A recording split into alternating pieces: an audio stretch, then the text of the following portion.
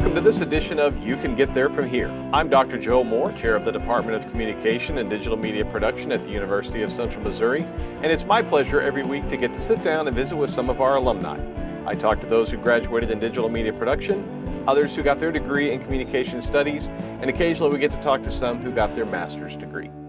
Today, we're talking to Kevin Joyce. Kevin is a graduate of our Communication Studies program, and today he is a distributor for Break Thru Beverage in Missouri. Kevin, thanks for being on the show today. How you been? Good. Thanks for having me on. Like Dr. Moore said, my name is Kevin Joyce. I graduated in 2015. That feels like yesterday, but crazy. It's been 10 years now. And after I graduated, I started with what was then Major Brands Beverage Distributors. Um, Start off as a sales role, and over the years, been moved around a couple different positions and still there today, 10 years later. So, Well, but before we get into all of that, yeah. some congratulations are in order, I understand. You and your wife closing on your first house and Yes. just had your first child. First child? Yes. First child, little girl. So And that was, as we record this, that was 10 days ago? the 10th. So yeah, The just 10th, a yeah, few weeks ago. But a few yeah, weeks ago. closing on a house and bringing home a newborn all within 3 weeks of each other. So So you're going on maybe 10 minutes of sleep? hey, coffee has been my friend as of late. So Well, congratulations. You've assumed role number one, the best job in the world, being a parent. I love it. yes, sir. He'll take it out of you, but it's a great one. You'll everything will come into perspective now. So, well, let's start with your backstory. Where are you from? Where'd you go to high school? What led you to UCM? So I grew up in Warrenton, Missouri, which is basically the middle point between St. Louis and Columbia, about the only thing we're known for. I went to St. Dominic High School in O'Fallon. And what led me to the University of Central Missouri was I attended Missouri Boys State when I was in high school. So I was on campus, really just fell in love with the place. And then my mom and uncle actually both went to UCM. Back then it was Central Missouri State College and then Central Missouri State University. So three family members, three different university names. Um, but it just always felt like home to me. And the degree programs there were something that caught my interest, and I liked the small town feel. And I just always felt at home there with the people I met, professors, everyone. So it felt like a natural fit.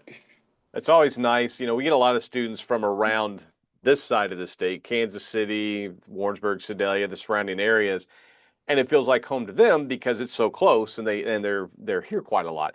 For somebody coming from the east side of the state, from that St. Louis side, to say that it felt like home, that's reassuring, refreshing. It's nice to know that it felt like that to you.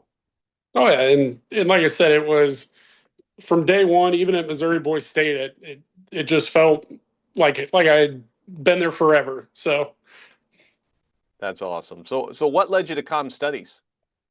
I, like everyone, I thought I knew what I wanted to do with my life when I was 18, and uh, started taking some classes and realized the path I had picked really wasn't something I was interested in. And then I had taken public speaking and some other comm classes and did really well. I really enjoyed them. And after meeting with my advisor, they recommended comm studies, and I was like, sure, let's give it a try. And after comm theory and a couple classes, I was like, wow, this feels like something that's natural to me. And I didn't realize it was a career field and a educational field that I could excel in and do well in. So Now, there's a lot of students that will come to comm studies by open option or they've tried something else and they recognize that communication studies, we're going to prepare you for really anything you want to do because everything requires you to communicate. With what you're doing right now, you said whenever I asked you to be on the show that the communication studies program helps you develop your interviewing skills and your people skills. In what way? So basically, with my job, I call on business to business sales. So every day I'm going in seeing about 15 to 20 different customers, and you don't know whether they're having a good day, a bad day, who's going to be there, and you just got to go by. You just got to take it with what's dealt to you. So being able to read people, kind of adjust how your sales pitch might be, and just being able to read that person and effectively communicate and just be on point makes my job a lot easier. And a lot of that comes from learning communication theories and practices that, I don't think, I should practice my ethos, logos, pathos, but it's just a natural skill that I've developed over the years and something that I got a foundation for in class, and now I use it in my daily work routine. Were there particular classes? You mentioned the comm theory, you mentioned public speaking. That's where we get all that ethos, Mhm. pathos, and logos discussion going. Were there other particular classes that really jump out to you that helped you along the way? A couple classes that really stuck out to me were, is Dr. Geiger still around, or Yes. Yep. She's still so here. so I always enjoyed being in her class because she always kind of pushed me to maybe put a little effort forth and not slack off. But I She forget it has a was way of doing that without making you feel bad about yourself. correct because I'm 6'5" and she's about 5 foot, and it was kind of funny to listen to her kind of boss me around. And but a lot of her classes I enjoyed, and um, she really got me to understand that yes, you can talk your way in and out of a lot of things, but understanding why you talk that way will be beneficial in the long run. So it's getting the fundamentals figured out for the long game. What kinds of things were you involved in when you were in college that paid off down the road?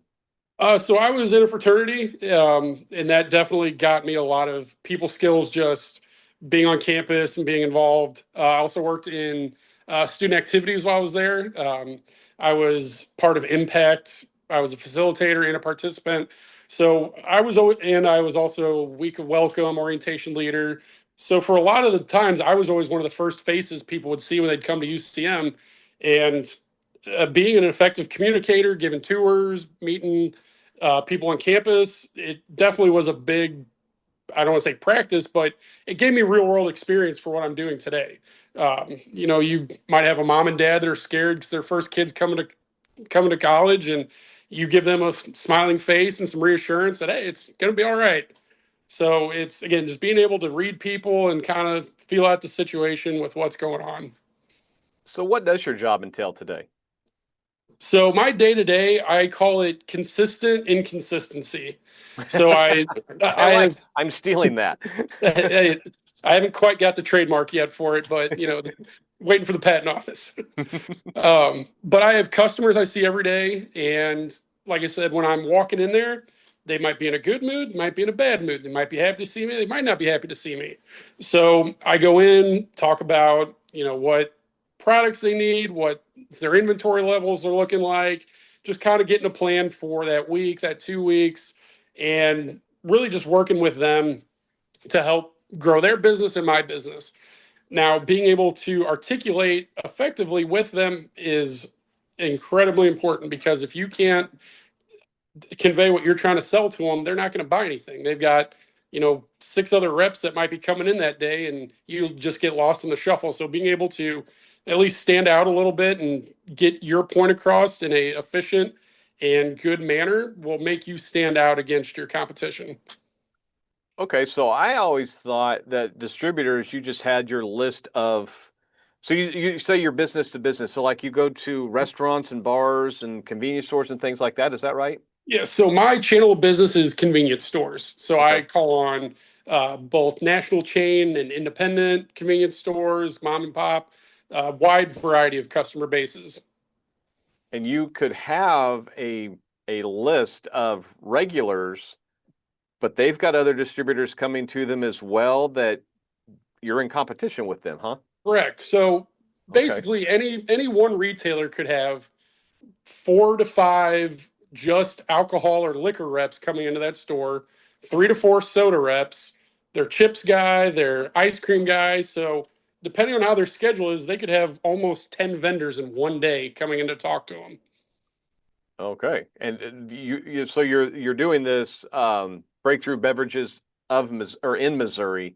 Yes. Is your territory all of Missouri or is it just a portion of it? So I'm based out of our St. Louis office, and my territory covers 3 counties. So they kind of divide territories up geographically and by just kind of how many stores you can take on in a day, week, month.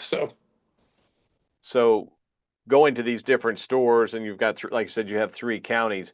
I'm assuming that you run into some very different people, different backgrounds, different socioeconomic status, different beliefs, things like Oh, that, and you 100%. have to communicate with all of them. What did you learn during your college experience that helps you to do that? The biggest thing is just taking that time just to, even if you're not selling, take that 5 minutes to ask about them. I remember from the Dale Carnegie class, it's making someone feel important because these people are usually standing behind a register or run around managing people, and no one ever really talks to them besides anything outside of work. And just just asking them, hey, how's your day today? That alone will make them feel so much better, and you'll get to know them, learn about their background, who they are, what's important to them. Because a lot of times they're just kind of getting through the day, but being able to understand that everyone wants to feel important and have just a moment of time where they can just talk about their kids, where they're from, or just what's going on in their life. It really makes for an impactful point. And being authentic about it, not just how's your Correct. day today, and then you don't listen to the response or anything, but you follow up. You listen to their Correct. answer, right? Yes, it's not just the hey, how's it going? Because you're just going to get the elevator pitch. No, I'm fine. How are you? But ask them, how are your kids doing? How was your trip? Just taking that little extra time just to get to know them and what's important to them will build that relationship outside of work, basically. Yeah, I don't know if you've ever seen the TV show Ted Lasso. You ever seen that? Mhm. There's that juxtaposition. They have Ted on there, and he's greeting the groundskeeper. He's greeting the receptionist at the front desk. He's asking the guy, that guards the place, about his family. And then you go to Nate, who's gotten his first job, and he's just blowing past everybody on his phone and doesn't say hi to anybody, right? So it's kind of that difference. You're the Ted Lasso. You're the Yeah, one that's being certainly. real friendly. Yeah. We always joke. We said you never know who's going to be the next person up in their world because who might be a clerk cashier one day, the next week she's got her own store. So and it's just I always feel it's just good to be a good person. Just saying hi and just being personable is half this job. And a lot of that comes from understanding that we're social people. People want human interaction. They just I feed off other people's energies. So I love getting to know people, just talking to them and getting joy out of their day brings me joy. Well, and Kevin, it feels genuine. It doesn't feel like you're Well, forcing certainly. this, that you're No. trying to do this job. That really, you and I don't know each other all that well, but I can tell just from visiting with you in just this amount of time, this is really who you are, isn't it? Yeah, and one of my big things is being an authentic person anymore is I don't want to say it's a rare quality, but it's harder to get out of people because a lot of people try to be reserved or fill in what they think people want, but just be your authentic self and be genuine, and you'll be amazed at how receptive people will be to you. And it's amazing what some people will open up to me about. And I'm just like, oh, all right, we're going to talk about your grandkid's soccer game today. All right, cool. That's great, man. And I can see that you're going to go far just with that personality. And never mind the training you've had, just that personality is going to take you a long way. Which brings me to the university's slogan of redefine what's possible. There are a lot of possibilities out there for you, but what does that mean to you? Redefine what's possible. I've always heard this kind of corny saying, don't tell me to shoot for the moon, or don't tell me to reach for the stars when there's footprints on the moon. So you're always given kind of the buzzwords of, be all you can be or whatever, but take that step back and, kind of look forward of what can I do today that'll make me better? What can I do tomorrow? What can I do this week, this month? And just always find that little extra bit that even if it's just something simple as, well, I made my bed this morning or I drank more water today. It's don't get into a routine in life. It's always be finding a way just to be a little bit better or try something different or challenge yourself in a way you didn't think you could. Something as simple as, I'm going to read 10 pages of a book a night. It doesn't have to be, well, I'm going to drop 50 pounds and run an Ironman. That's not really realistic for most people. Just read, you don't have to completely redo yourself, but just find something you've always talked about, joked about. Like, I'd love to learn how to rollerblade. Go buy a pair of rollerblades. Go, it's nothing's holding you back except yourself. I love that. Just take that first step, right? Don't be afraid don't be afraid to take that first step. Don't listen to noise around you, or if you're having, second guessing, just jump into it head first. It's the water might be cold, but the second you splash, it's going to feel great. Nice. I like that. All right, well, Kevin, before I let you go take care of that little baby and get your house all settled down. I've got two more questions for you. Really, one question, two parts. What advice would you have for a current UCM student in communication as they're preparing for what's next? And then what advice would you give to a student, maybe a high school student, a community college transfer, somebody who's taken a couple gap years and thinking about coming back? What would you tell them why they should come to UCM and study communication? So what I would tell any person in comm studies is don't be afraid to talk to people. You're given so many opportunities to meet so many people on campus, and everyone has resources. It's, like we talked about, be authentic and just make yourself presentable, and sell yourself to other people. Yeah. Because then, when it comes time and you're trying to get into a certain field, you might be like, oh, hey, I remember I talked to you in the dining hall that one day. We've got an opportunity over here. Or it's our whole program's about communication. Well, use that to your advantage. Talk to people. Don't be afraid to go up to someone and say, hey, how you doing? I remember when I was there, I used to talk to the president of the university just regularly. I'd see him, I go, hey, Chuck, how's it going? And everyone's like, that's the president of the university. I'm like, yeah, so what? He's just a normal guy too. So that would be my current students. And then anyone thinking about who's maybe taking a gap year, it's never too late to restart, redo. Anyone who tells you differently is wrong. You got your whole life to figure out what you're going to do. I mean, I'm 32 and I'm still trying to figure out what I'm going to do.